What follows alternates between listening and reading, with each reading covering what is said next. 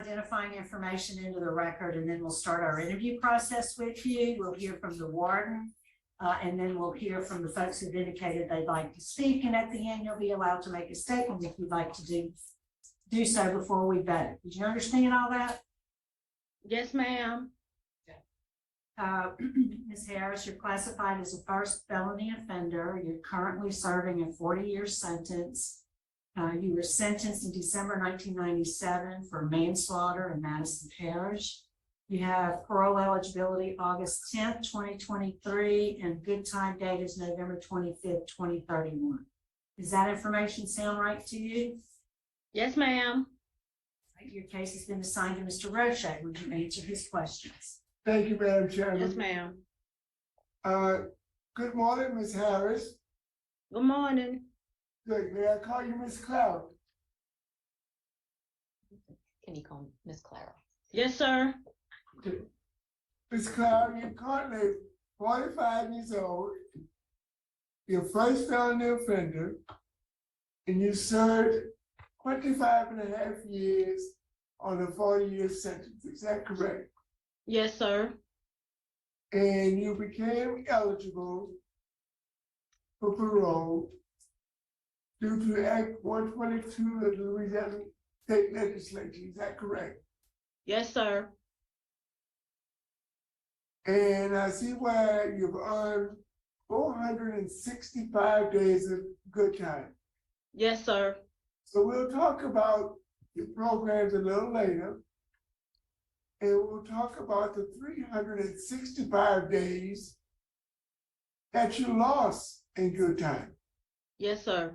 All the time you gained through your programs, you've lost because of disciplinary problems. Yes, sir. We'll talk about that a little later.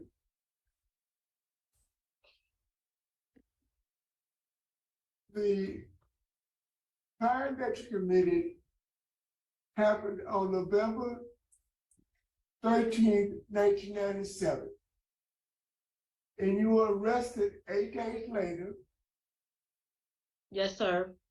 and you pled guilty to manslaughter 10 days after that. Yes, sir. So within 18 days, you committed a crime, you were arrested, and you were convicted. What was the rush to judgment? Well, I don't understand. Most convictions happen within 6, 12, 18 months. 10 days after you were arrested, you pled guilty and was sentenced. First of all, you were arrested for first-degree murder, then you pled to manslaughter and pled guilty 10 days later. Tell me why the rush to judgment. Because they told me if I didn't take the first degree murder, I would get the death penalty if I didn't plead guilty. So I plead guilty The manslaughter. to keep from getting the death penalty. Okay. And and the DA was giving you an ultimatum at that time. If you didn't do it at that time, if found guilty at trial, you would get the death penalty. Yes, sir. Okay. Miss Harris has no warrants. She has no supervision history. I think this is the only arrest on Miss Harris's record. Is that true? Yes, sir.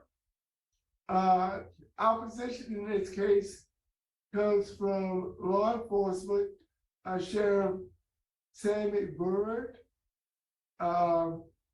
Sheriff Bird entered a statement. He says he feels like Ms. Harris has not served enough time for paying to pay for her debt, her deceased child. Now, our parole officers could not find any written documentation on exactly what happened. So would you please give us your version of why you've been incarcerated for the last 25 and a half years. Okay. I wasn't supposed to have him. My auntie had custody of him. Hey, tell me who him is. Who is him? My son, Devecchio Rayshawn Harris. Okay, he was 2 years old. Yes, sir. Okay.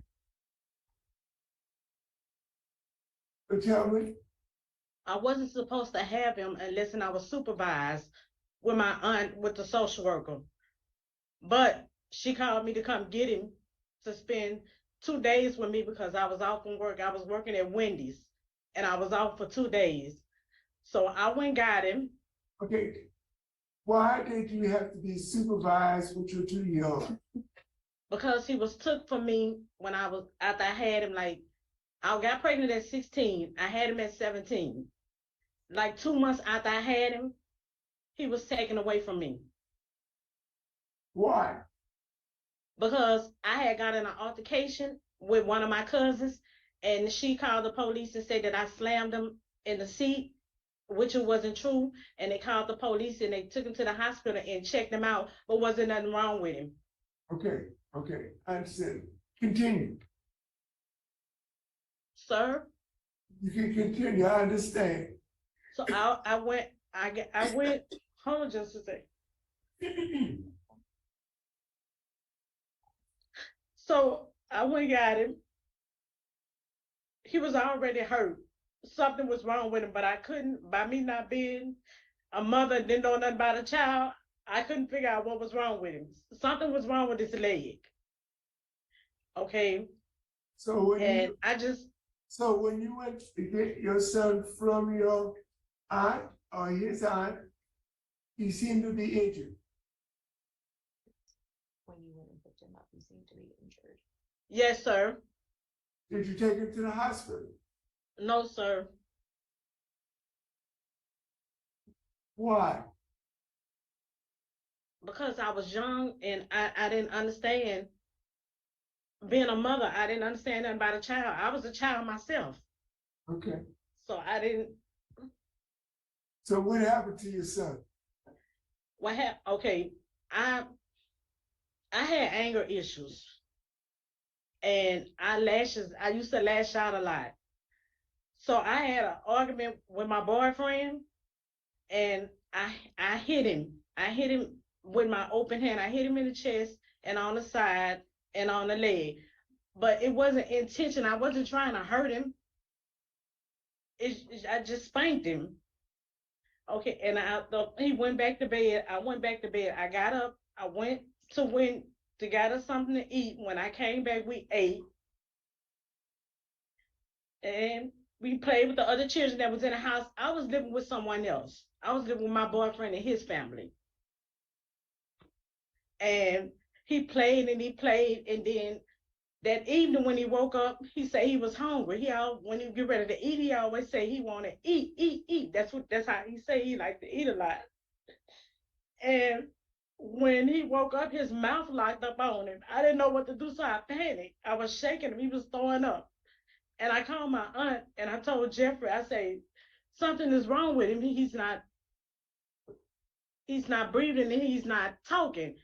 So she told me to call the ambulance, but by the time I called the ambulance, he died in my arms. I wasn't. So, Miss Clara, let me get this straight. You're living with your boyfriend, you were angry with your boyfriend, so you whipped your 2-year-old. He went to sleep, he woke up hungry, and his jaw locked up on it, and then you just shook him. Yeah, I was patting him because he was vomiting, trying to stop him from vomiting. Which was the wrong thing to do. Well, so I didn't know at the time. I was just trying to help him. I didn't know. So he died in your arm before. I take full responsibility. I know he died in your arm before medical assistance could arrive. Yes, sir. Okay. According to this record, this is the only arrest on Ms. Harris's record. Ms. Harris, you were 17 or 18 years old But tell me, was there any drugs or alcohol abuse at that time? No, sir, I do not use drugs. No, sir. I don't do alcohol. You've never used drugs or alcohol. No, sir. So basically, it was a bad home environment. You were living with your boyfriend, got angry with your boyfriend, and you sort of took it out on your 2-year-old. Yes, sir. We have a victim statement, and the victim, I think it's Ms. Jacqueline Sanders, Yes, sir. contacted, and she is unopposed to your early release. I thought you should know that.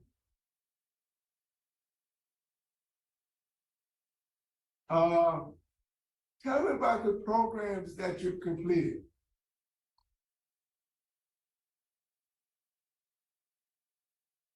Sisters Keepers, Living in Balance, Prenatal Class, Life Healing Choices, Celebrate Recovery, Cage for Rage, Parenting, Breathing, Support Program, Project Metamorphosis, Life Support, Trauma Healing, Pre-Release, and Victim Impact.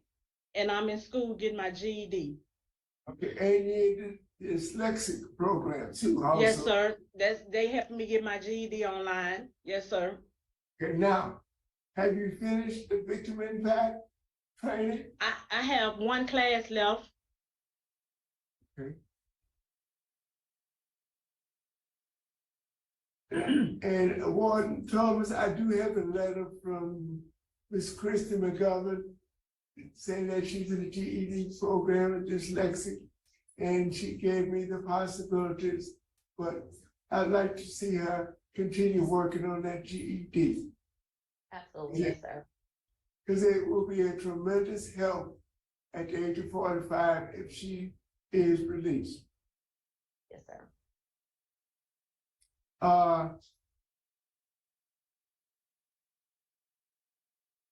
You have a low risk assessment, you're housed in medium custody. Tell me about the Kairos weekend. Oh, it was a blessing. I had a lot of unforgiveness and bitterness because of the things that happened in my life. So I asked God to help me because I didn't know how to forgive for the things that I hurt. How I hurt my son, it wasn't intentional. I'm very remorseful. I'm sorry. I apologize. I didn't mean to hurt him. So I've learned how to forgive people and just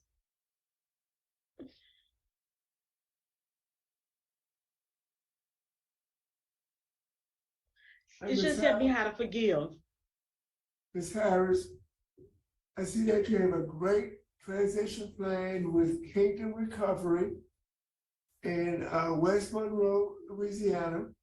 Ms. Tina Bass, and I've dealt with Ms. Bass before, but I want to see something better for you than fast food restaurant as a place of employment. If you get that GED and work towards, I like to see you have higher aspirations than working at McDonald's or Burger King. Wouldn't you like that? I'm working at a fast food restaurant. Oh, yes, sir. Work supervisor had no issue with you, security, no issue, and classification officer had no issue. You have a low risk assessment, as I said, but my first concern is that you have a high needs assessment. And a high needs assessment tells me that you will have a difficult time if you're released because you have high need, and let me see if I can find that, Education, antisocial thinking, and peers. yeah. And inside, And so transportation. yeah, and that's a concern for me, but, we will try to deal with that.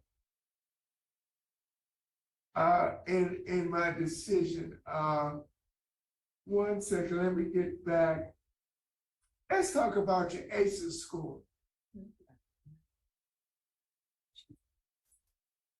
There is a instrument for female offenders which gauges the criminality in which they're involved in. I've never seen a score of 8 on the ACE evaluation.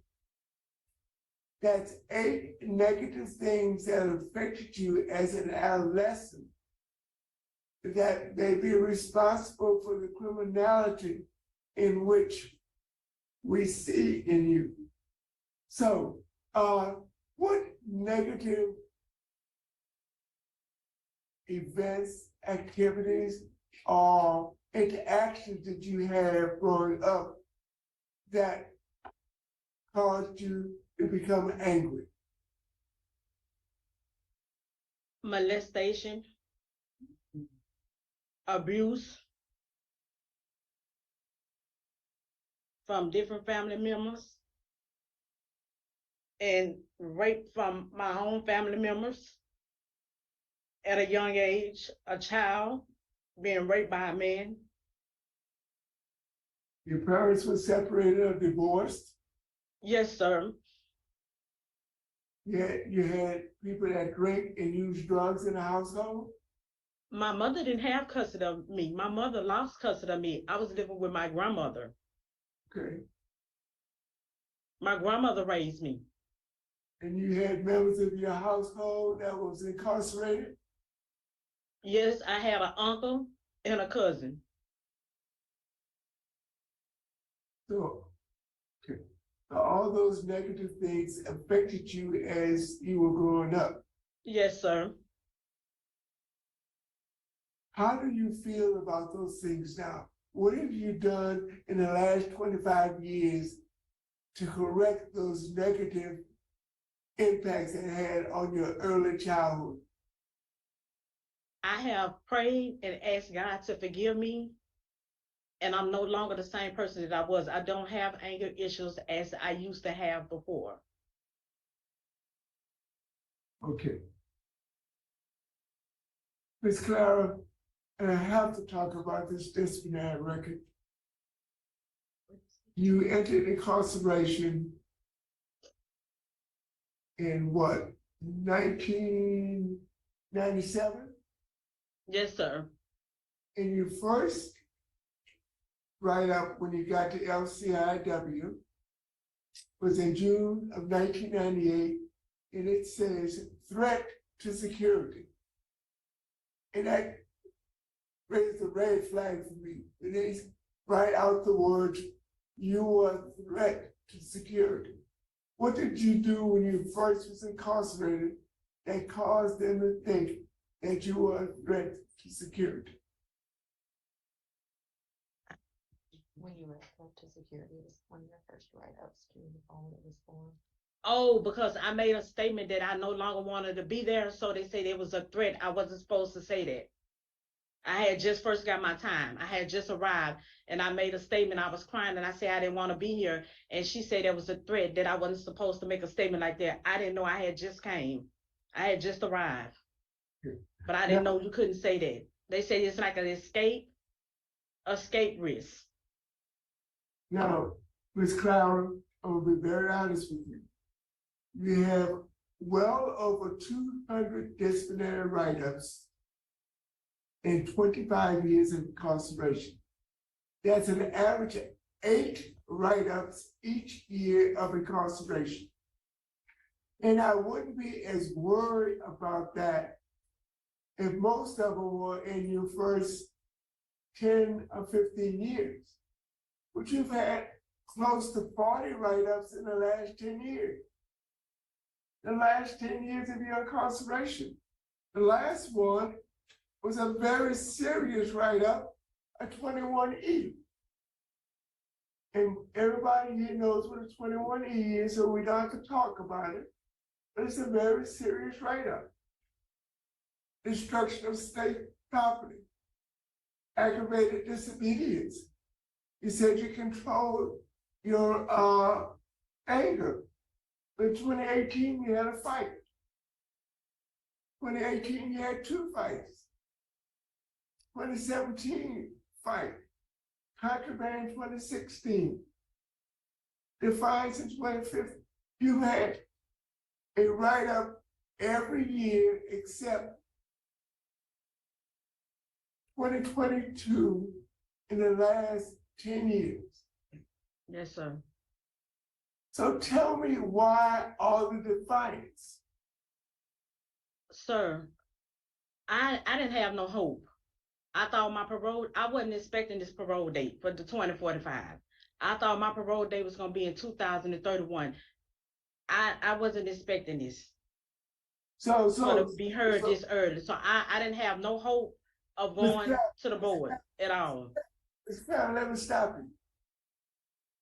Because you didn't have any hope of a parole date, you decided you were gonna do what you want to do when you want to do it. And the rules didn't matter. Your No, sir. rehabilitation didn't matter to you simply because you want to do what you want to do. Yes, sir. Is that what you're telling me? Yes, sir. In 2021, you knew you had a parole date.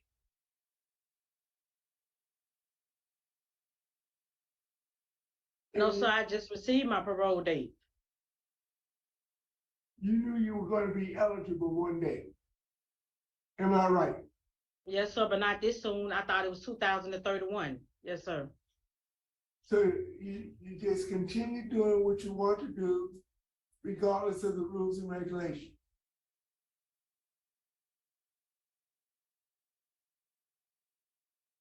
No, sir. According to this record you did. And there's a lot of violent and aggravated offenses. Yes, sir. 21E, destruction of state property, fighting, aggravated disobedience, defiance, disrespect, misconduct. Yes, sir. I'm very remorseful. Warren Thomas, do you have anything to say? I mean, she does, have all of those disciplinary write-ups as you have mentioned, but she has really started to try and make a turn in the past year and a half. We actually had her recently, reduced to minimum custody, and she's working up here in our administration building. She's actually doing really well working with staff and, tending to the needs up here. As we kind of discussed already about the literacy program and dyslexia, she is still very dedicated to her education and working towards receiving her HiSET at some point, hopefully in the near future. She is low risk, and Ms. Bass can probably give a little bit more information, but she does have a pretty solid transition plan that she has solidified if she does get a favorable decision today. Okay. So in the last 2 years, since the July 21 write-up, she's had a turnaround. She has, yes, sir. She really has, I think kind of something has resonated with her that, she has to make a few changes around here. She's actually been helpful for some of the other, she's not a mentor, but she has kind of taken, a few inmates under her wing and trying to give some guidance to some of those who are more recently coming in and having some disciplinary issues. So I think, it is taking a turn, and she has done what we've expected in the past couple of years, like I've said. How long has she been working in the administrative area? 2 months? About 2 months, Yes, sir. about 2 months and a half. Okay, what was your job before that?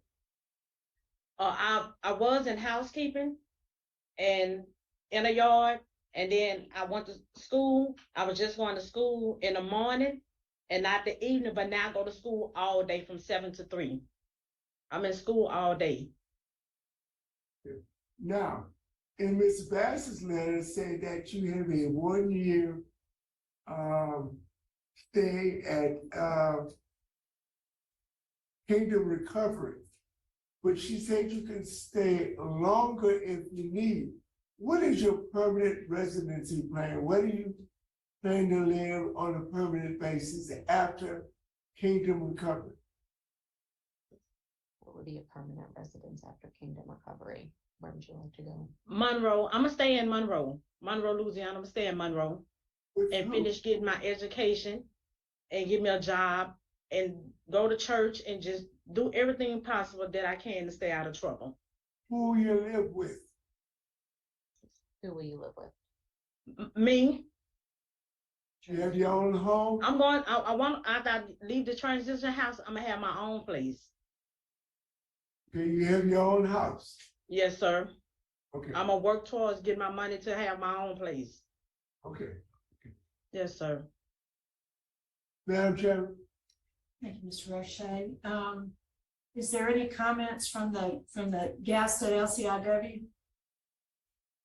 You trying to make any statement? Can they say? Mhm.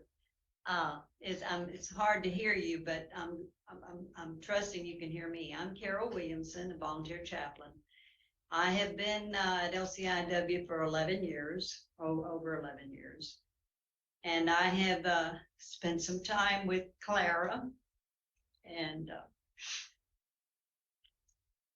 I feel like she's made a lot of progress. As a victim of child molestation myself, I can resonate with her. And I was angry, and it's a miracle I didn't go to jail. I'm just saying, when you're molested as a child, it's so damning. And I was full of anger and bitterness, and I was miserable. But thank God I got saved. And that changed my whole destiny.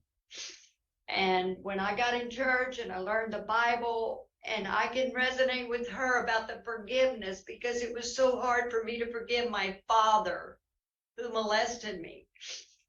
But you can't have peace with God if you don't forgive others. And so that's what I emphasize with these girls. You have to forgive. God won't forgive us if we don't forgive others who hurt us. And I feel like she's made a monumental progress in this area. And I believe that she's ready, and that she's going to be an asset to society, and she's going to be able to help others. And I guess that's why I'm in the prison ministry for 27 years. I was a chaplain in Texas, is because my heart is for women. And so many of the women here have been molested and treated horribly. And it is horrible to have to deal with that, especially as a child. And so my desire is to invest in the lives of these women and help them to see there's hope and faith in God, and that He can fix everybody who will come to Him with a humble heart and willingness to make their wrongs right and ask for forgiveness and go forward for Jesus Christ. Yes, ma'am. Thank you. So Ms. Harris, are you still working on forgiving those who harmed you as a child? You still working on that? I'm a Christian now. I read my word and I believe in God. I have forgiven everybody that have harmed me. All right. Well, that's Yes, good. ma'am. All right, let's hear from Ms. Bass. Can we hear from you, please? I feel that we have the perfect avenue for Ms. Harris to be able to come into in a stress-free environment that we can take and love her and connect her back into a community that she has no clue what it's like out here. And we can walk side by side with her and get her into a support group, counseling. We can continue her education and help her get her GED. we can place her in a good, environment to work in.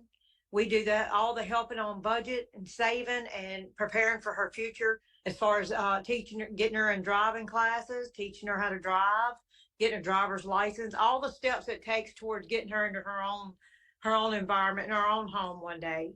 And we're not stressed on, oh, it's got to be a year and you're out of here. It's however long it takes her. We're willing to house her and keep her. Great, thank you so much for that information. We appreciate it. Can we hear from Ms. Lakeisha Klein, please?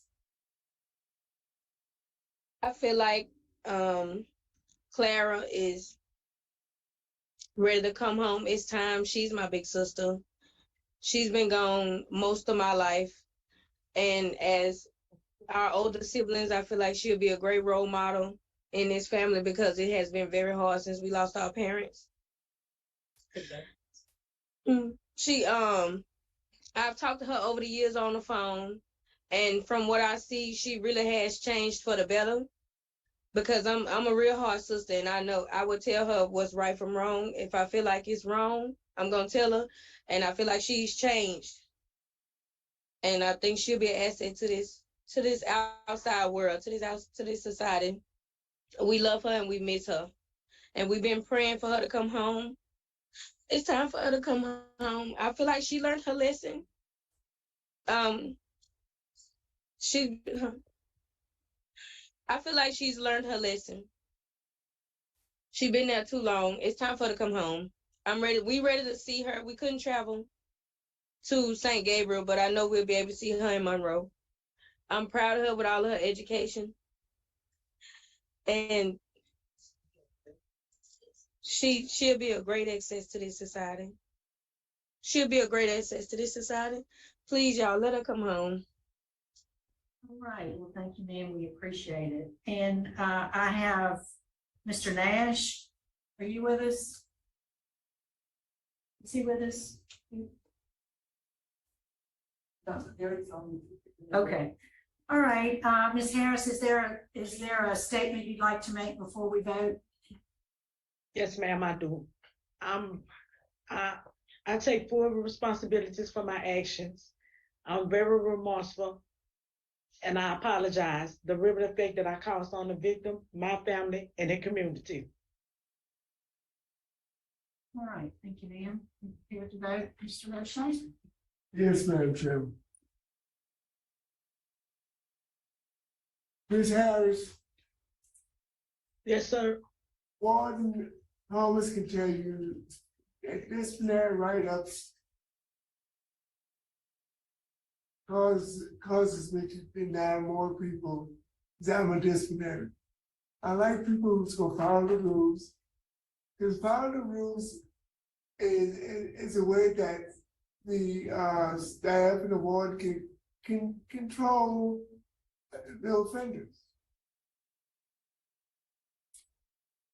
And with over 200 write-ups in 25 years, that's totally unacceptable. Yes, sir. And the last one being only 2 years ago, very serious. Yes, sir. Yes, sir. But I take full responsibility. Ms. Harris, I'm delivering my decision, okay? I know you do. And I know you're remorseful. And I know you're trying to make a change in your life. I realize that. I see it in your face. I see it in your demeanor. What I'm trying to do right now is to give you a way to get released. But I have to recognize that your disciplinary conduct is unacceptable. So based on what I see this morning and what I've gotten from this interview, I'm going to vote to grant your release conditionally. Condition on that you continue in the GED program you complete the dyslexic training and that you have no write-ups in the next 9 months. Yes, sir.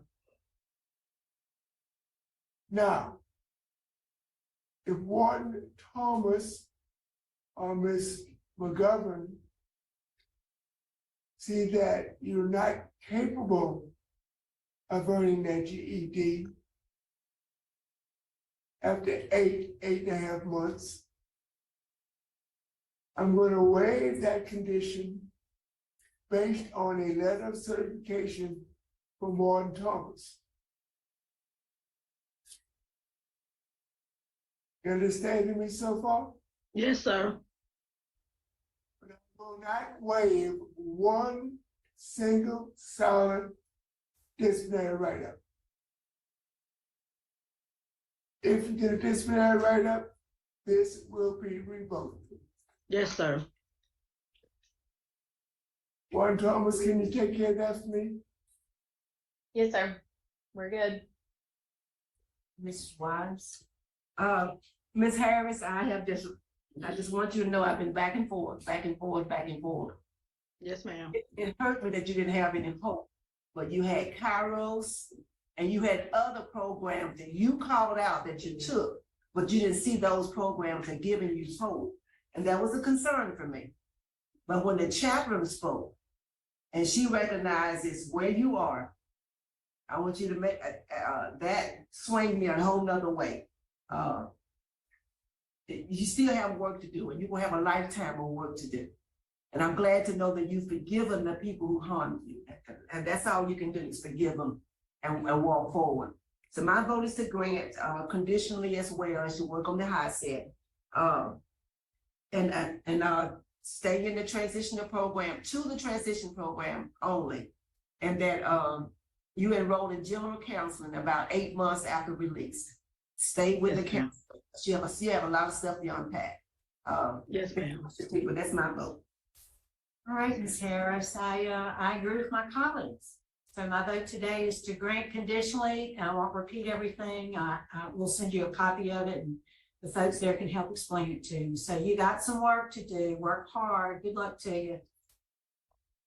Thank Ma'am, you. thank you.